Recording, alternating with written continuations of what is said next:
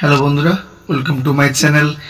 মূলত তোমাদের class 7-এর geographic সেশনে চলে এলাম।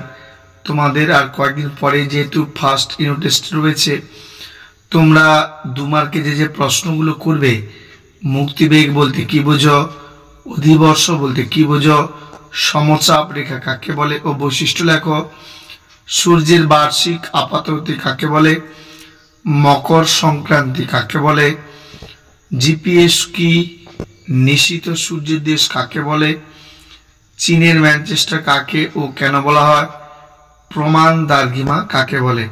নেক্সট 3 মার্কে যে প্রশ্নগুলো প্রিপারেশন করবে, অপসূর ও অনুসূর অবস্থান বলতে কি বোঝো, ছবি প্র্যাকটিস করবে। নেক্সট এশিয়াকে চরম বৈশিষ্ট্যের মহাদেশ বলা হয় কেন।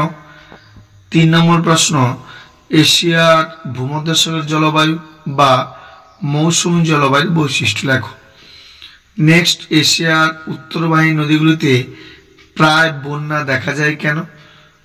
পার্থক্য যে প্রশ্নগুলো করবে সেগুলো হচ্ছে অক্ষরেখা দ্রাঘিমা রেখার পার্থক্য, বায়ুর উচ্চচাপ ও নিম্নচাপের পার্থক্য, উত্তর বাহিনী ও দক্ষিণ বাহিনী নদীর পার্থক্য। নেক্সট 5 মার্কে যে প্রশ্নগুলো করবে, চিত্র সহ সংক্ষেপে ঋতু পরিবর্তনের বর্ণনা দাও, বায়ুর চাপে তারতম্যের কারণ লেখো, ইয়াংসি নদী অববাহিকার অর্থনৈতিক সমৃদ্ধির কারণ লেখো, এশিয়া মহাদেশের উত্তরের বিশাল সমভূমির বর্ণনা দাও, এশিয়ার নিরক্ষীয় জলবায়ুর বৈশিষ্ট্য ও স্বাভাবিক উদ্ভিদের বিবরণ দাও। এই প্রশ্নগুলো করলে আশা রাখছি তোমরা যে কোনো স্কুলের ফার্স্ট ইউনিট পরীক্ষায় কমন পেয়ে যাবে। তাই যদি ভালো লেগে থাকে অবশ্যই কিন্তু চ্যানেলটিকে সাবস্ক্রাইব করে আমাদের পাশে থাকার অঙ্গীকার করবেন, এই আশা রাখছি। ধন্যবাদ।